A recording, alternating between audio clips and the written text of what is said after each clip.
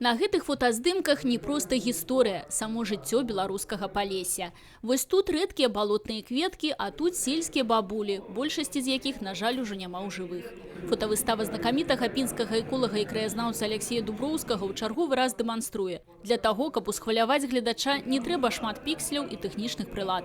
Кадры некалі зробленыя на звычайную мыльніцу, не губляюць актуальнасці, а робяцца з цягам часу больш каштоўнымі. Гэта быў чалавек зацікаўлены, нераўнадушны, чалавек добрага сэрца, добрых помыслаў, які заўсёды працаваў на карысць якой-небудзь справы. Была то ахова прыроды, была то прапаганда гістарычных краязнаўчых ведаў, прапаганда традыцыйнай культуры.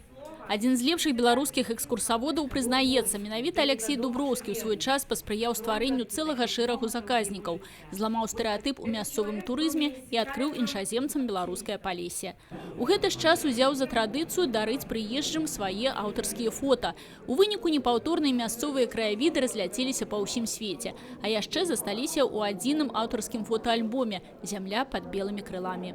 Яна запатрабавана, такая кніга, яна проста ніколі не можа быць не запатрабавана, таму што няма гэтых дзядуль, няма гэтых бабуль, некаторых хатаў, якія тут ёсць са стрэхамі, а фотоальбоме яны засталіся назаўжды. Першая фотавыстава Алексея Дуброўскага адбылася ў 2001 годзе, апошняя прыжыццёвая ў 2009.